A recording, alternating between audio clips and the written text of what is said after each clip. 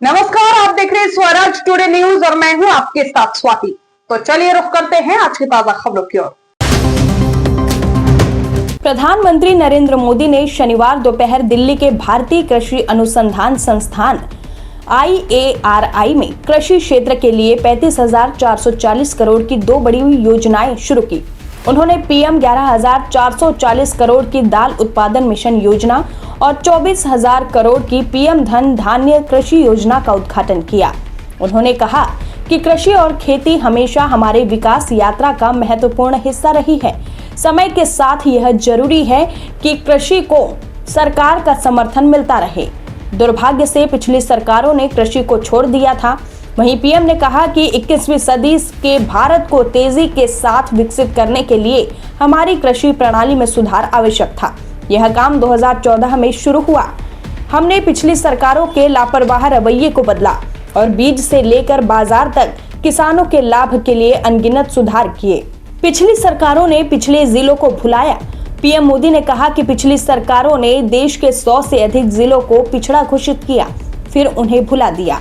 हमने इन जिलों पर विशेष ध्यान दिया और इन्हें आशास्पद जिले घोषित किया। इन जिलों को जो है सहज संयोजन, सहयोग और प्रतिस्पर्धा के अपने मंत्र से बदला। यहाँ की 20% बस्तियों में स्वतंत्रता के बाद भी सड़क नहीं थी। आज इन बस्तियों का अधिकांश हिस्सा सड़कों से जुड़ चुका है। पहले यहाँ के 17% बच्चों को टीकाकरण का लाभ नहीं मिल रहा था, लेकिन आज मिल रहा है। बता दें कि 15% से अधिक स्कूलों में बिजली नहीं थी, लेकिन अब योजना के तहत हर स्कूल में बिजली कनेक्शन उपलब्ध कराया गया है। साथियों, हमारा प्रयास हर किसान, हर पशुपालक का खर्च कम करना और लाभ ज्यादा देने का है। अभी जो GST में नया सुधार हुआ है, अभी शिवराज जी बड़े उत्साह से उसकी बात कर रहे थे। इसका भी बहुत अधिक फायदा गांवों के लोगों को, किसानों, पशुपालकों को हुआ है। अभी जो बाजार में से खबरें आ रही हैं, वो बताती हैं कि त्योहारों के इस सीजन में किसान बड़ी संख्या में ट्रैक्टर खरीद रहे हैं, क्योंकि ट्रैक्टर और भी सस्ते हुए हैं।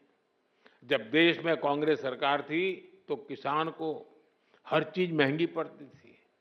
अब ट्रैक्टर ही देखिए, एक ट्रैक्टर पर कांग्रेस की सरकार 70,000 रुपये का टैक्स लेती थी।